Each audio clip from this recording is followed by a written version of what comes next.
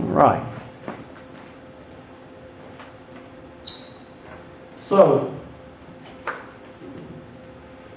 protein structure is pretty important because if it's not exactly right, if it's not the right shape or something like that, then it won't work, right?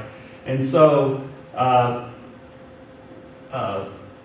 we're going to talk a little bit about protein structure here.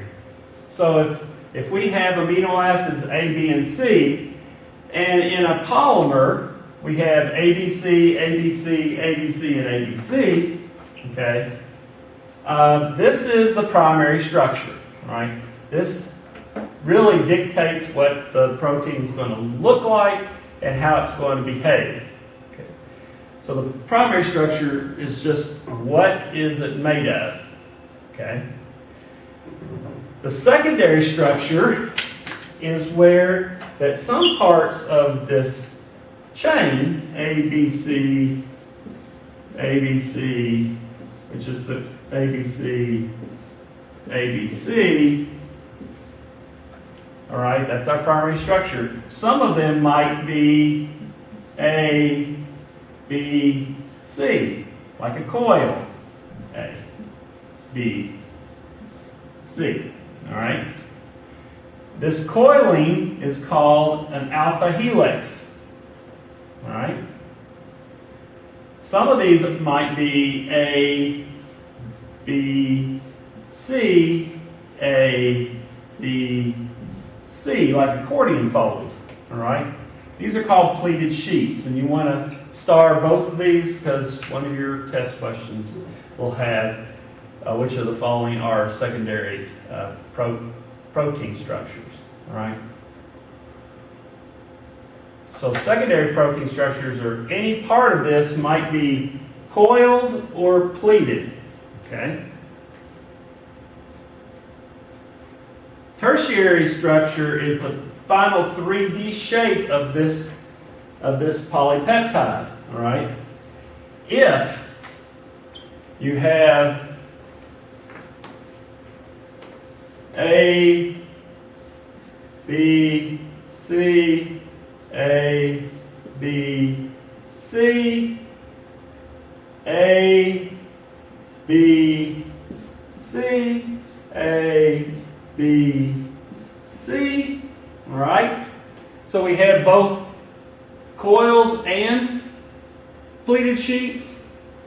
Then what we have is this glob, all right? So it's a globular polypeptide, polymer, okay? If it is A, B, C, A, B, C, A, B, C, A, B, C, if it's all coiled, then it makes a fiber, okay? It's fibrous. So those are the tertiary structure, okay? The primary is still ABC, ABC, ABC, ABC. And the secondary structure are some of them might be coils, some of them might be pleated sheets, but the overall pellet polypeptide is either going to have coils and pleated sheets or all coiled, all right? If it's pleated sheets and coils, they're globular, and if it is all coils, they're going to be fibers, so like bone, feathers, web silk, all those would be fibers, right? So the final structure of the protein is called the quaternary protein, and that's where globs are maybe connected together, or maybe coils are connected together, all right, to form the final protein structure.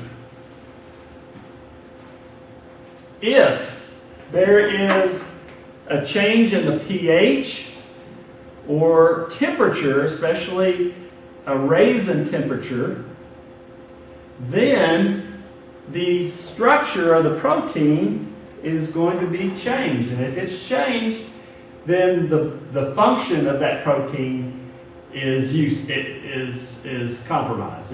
It becomes useless. All right. So if you have increases in temperature or increases or decreases in pH, they can cause these hydrogen bonds right here to break, and therefore make that particular protein useless. All right. And this breaking of the protein is called denaturation. All right. Denaturation.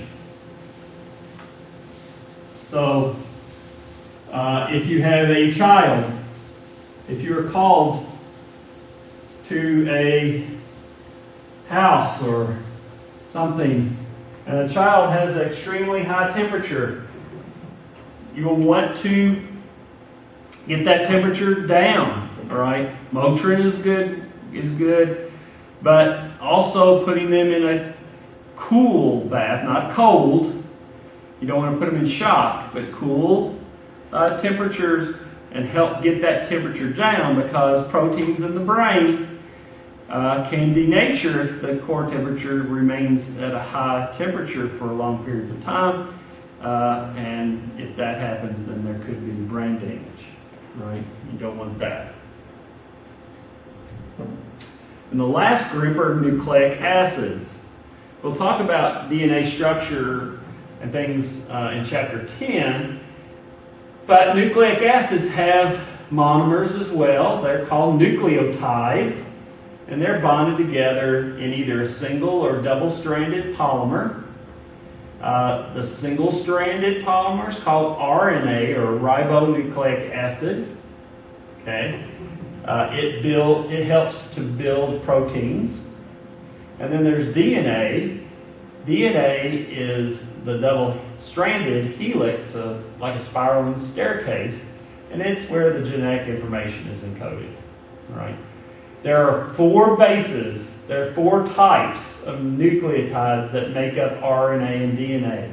Doesn't matter what species you're looking at; they're all made up of the same polymers. Monomers. So that is chapter 3.